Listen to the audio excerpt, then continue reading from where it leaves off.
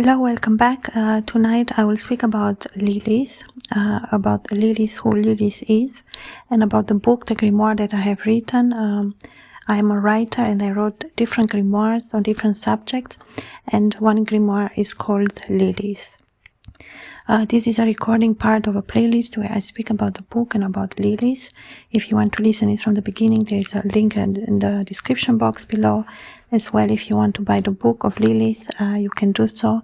I sell my books on Amazon, and there is a link in the description box that brings you direct to the book of Lilith. And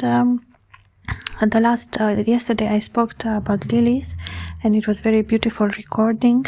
This is the third recording on the playlist of Lilith, and I would like to go a little bit more into depth about the magical aspect of Lilith and the symbols that she carries, to be able to understand her even better.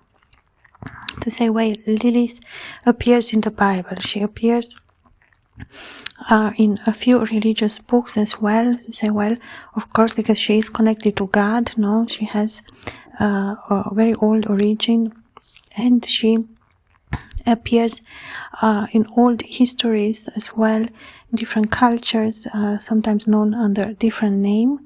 But say, well, her origin, as I've said, is very old. We spoke yesterday about her name, Lilith, Say, well, lily is a special flower. It's a lily, a water lily. That's the flower of Lilith. It is white. That symbolizes purity or something very pure. And say, well, God gave her this flower. This is the flower of Lilith. And the flower of Lilith is very much connected to water. And say, well, there is even the poison ivy. Sometimes even things like seem more negative are part of Lilith, as well as the poison ivy, which is a poisonous plant, So in her characteristics we are going to see some differences, but those differences are part of who she is, of those qualities that God gave to her. So, well, the flower, of course, fits perfectly to Lilith. It is her flower. It represents her. And she appears, as I've said in the other recording, in many paintings throughout the history of time, where Lily is represented, sometimes as a painting which is called Lilith. There are some Italian painters or others who have painted her, very beautiful paintings. And in some, she appears through her symbols, but in a hidden way.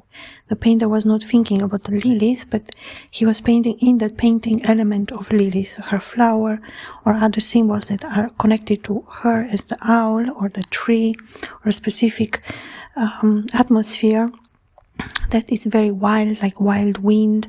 There was a painting I was describing where there was like a black tree and a woman in the tree with long hair, and the wind was bending this tree, and the hair was in the wind, an element of the wildness or of the cave.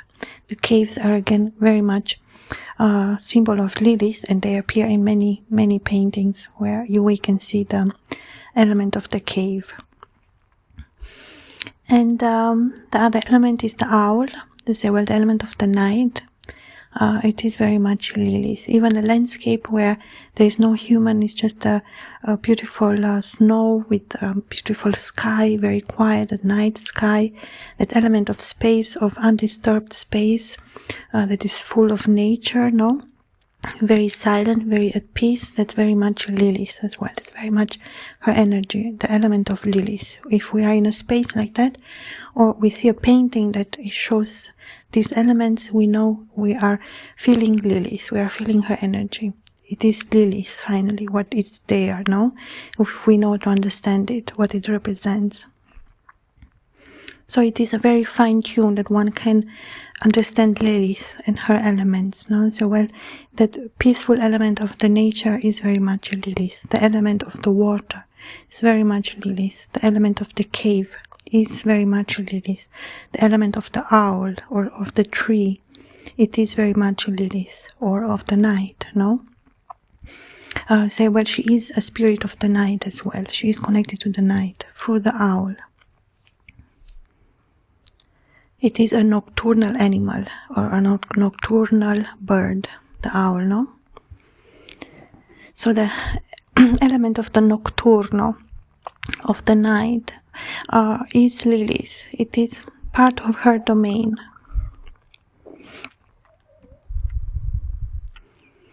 Other elements of hers, I've said, is the water lily. It is a very beautiful flower. It is white and has this prolongated shape, and the petals twist just a little bit in a beautiful floral motif, very nice.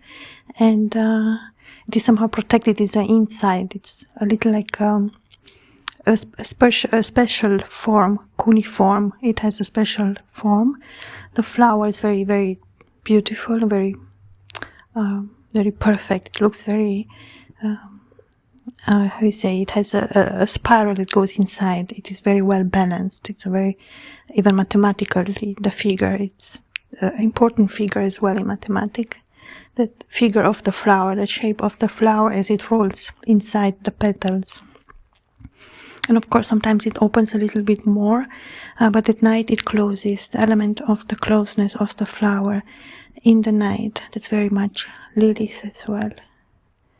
The element of water, so well, sometimes Lilith is painted with her bare feet naked in the water, and then with the element of a snake around her and her long, beautiful, luscious, copper red hair. And her skin is very white, very beautiful. You know, it represents the water lily, which is a white flower, or the moon, which is more white. Her skin is as the moon, or as the water lily, no, Lilith. But with this reddish, beautiful hair, which represents that element of something extremely beautiful, passionate, the element of the fire, no? Of the transformation of her power, of that magical aspect of Lilith. And then the fact that she is barefoot or naked, she's very sensual, she's very at ease with her, who she is, who God made her to be.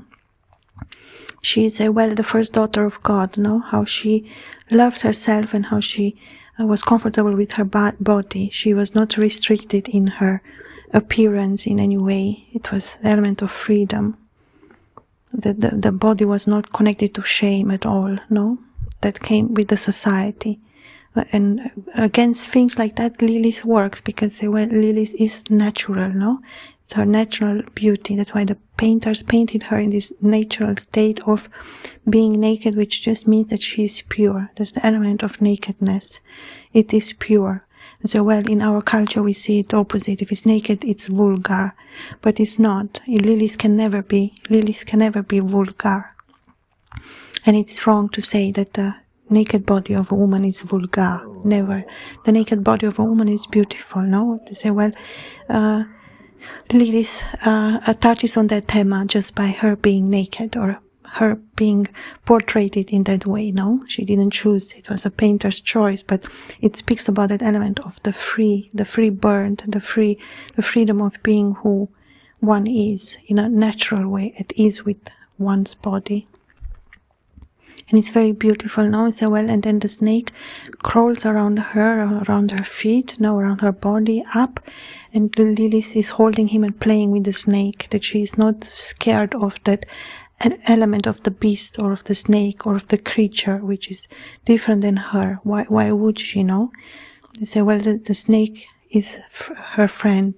She plays with the snake. It's not something she's scared. She's not scared of the natural aspect of herself or of nature, no? She's at peace with that aspect in herself as well. And the element of the snake, of course, will say, even in the Bible, no, the snake appears in the Garden of Eden. It relates to that origin. That's why we have the snake in Lilith's representation, because it brings us back to the origin story of the Bible, no? So, when God created man and woman, and what happened in the Garden of Eden, Lilith was created in the Garden of Eden by God, no? She represents the first daughter of God.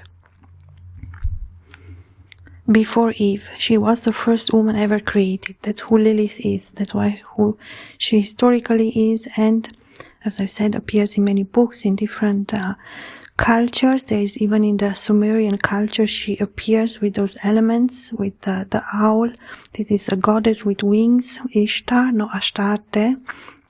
She's a Sumerian goddess in the Mesopotamia culture, which I studied very profoundly because it passionates me even before I came to the thematic of Lilith. And Lilith is connected with Ishtar. It is her, just in a different culture. But in that culture, she was venerated very much. She was very much loved, beloved by that culture. And they had temples in her and say, well, she is a very old deity, because she comes from a very old origin as well. And you have this beautiful representation of her, of Ishtar. That's how they called her. And it was in stone made. You have a woman's body, very voluptuous, very beautiful, that presents that natural state of Lilith, naked. You see the breasts, and then the feet. She doesn't have normal human feet. She has the feet of the owl, because she represents the element of the owl, of the night, of the magical power.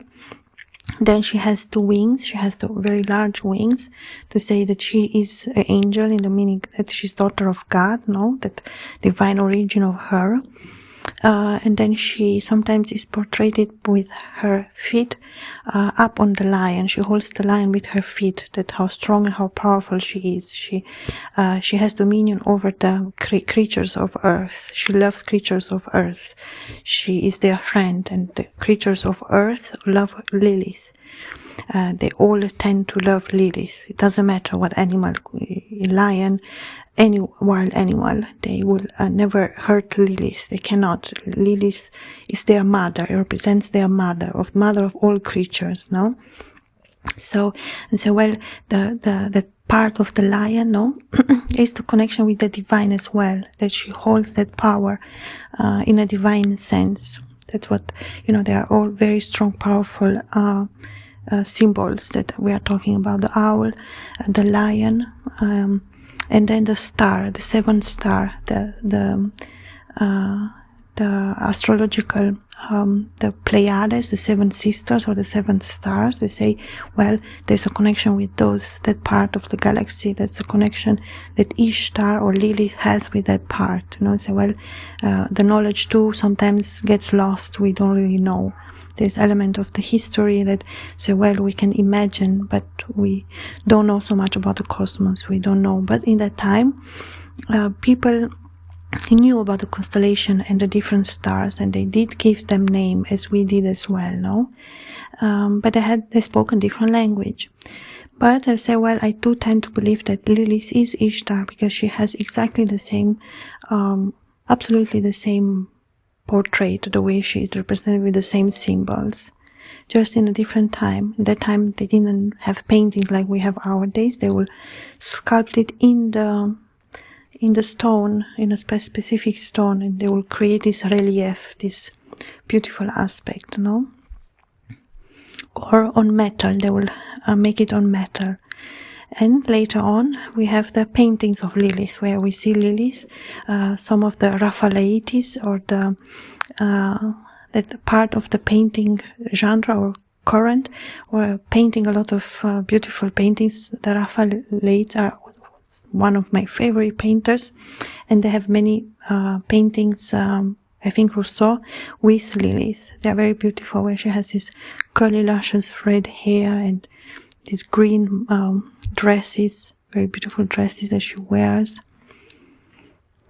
And then there are other portraits, a little more abstract, very beautiful, from another painter, an Italian painter, where we have the representation of Lilith in the tree with the owl, with that element of the snow and of that landscape that I was talking about, even of the cold or of the snowflakes, the snow. All those elements are very much connected to Lilith as well. So we have the element of the birds, that because she has the element of the wings and element of the even feet as a bird, so well, she is able to fly. Lilith is able to fly. She has that power, to fly. And The lion represents more the grounding aspect of her, that she's very much connected to the earth, to lions, to what earth is, you know. So, well, the Garden of Eden is connected to our planet, to our earth.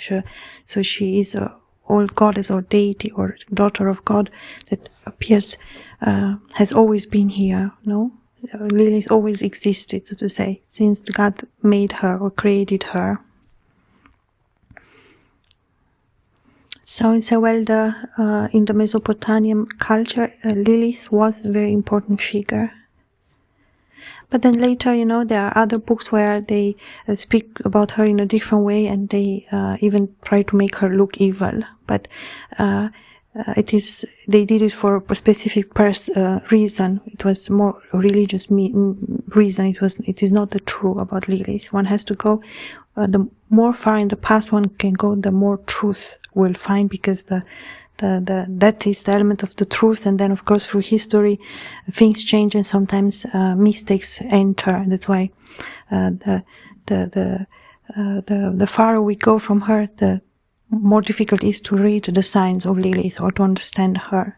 And more into the past we are able to go, more we are going to understand her exactly, correctly, who she is, no? So she does carry, of course, it's a very interesting character, Lilith, through these aspects of almost like day and night, moon and light, you know, this like maybe it is a quality of her that it is untouched. There is something ephemeral about her that somehow vanishes in the air, that you just don't get it, or you don't know, or there's the element of Lilith and a certain type of absence, no? It's like she's hidden for a reason, or she's kept away by God for a reason. It is not to, it is hidden, it is shown or given something for a specific place or reason. It's you know, that's why history is important. That's why the study of history is important. And one should not only stop at the books of religion to say, well, even the books of religion have been written by humans, no? So, one can go in the archaeology part of that's why archaeology is so important, because then you have the proof, then you have the objects, or you see their drawings, or you see the things that the cultures have left, and we are able to understand, well, the knowledge that they have was so immense and so resourceful and so developed that we, modern human, we sometimes don't understand how they knew those things back then, but they knew even more than we know nowadays. And some of that information we have lost. You know, it is part, as I've said, of thousands and thousands of years of different cultures moving. No, it is a specific movement as well, and a very long time. So things, of course, have changed in some way or another. But to say, well, it is part of history as well. There are all aspects which are interesting. The Book of Lilith, the Grimoire, of course, speaks, it is, as I said, a literary work. It is really a book that I have created for Lilith, where I give Lilith the voice, I give her that honor, no? And I let her talk, I let her see what she wants to tell us, say what are the messages of Lilith. In a very beautiful literary work, it is a grimoire written in verse with rhyme, and it's very nice to read. It's really nice. I have written the book in a very nice form, and I do invite you, of course, to buy the Book of Lilith and read it. I think it's a great book from all perspectives, no? And say, well, the cover is beautiful, or the story is beautiful, but it's even more than that. Now one has to take sometimes a leap of faith and have a positive discovery. You know, it's not about me convincing anyone to buy anything of mine. I recommend my books because I know they are good, and I know that they can be of help or of enjoyment to others as well, no? If someone is interested in the thematic as well, in some way or another. It's not about knowing about the thematic, but having the interest into the thematic, in something that speaks about a very old, ancient subject that represents a woman, because I don't think we have a lot of that. That's why Lilith is so important. That's why people should know about her and read about her. Thank you so much for listening. I will leave this one here. I will continue another recording where I speak even more detailed about beautiful aspects of Lilith. Until next time, all the best to you. Bye.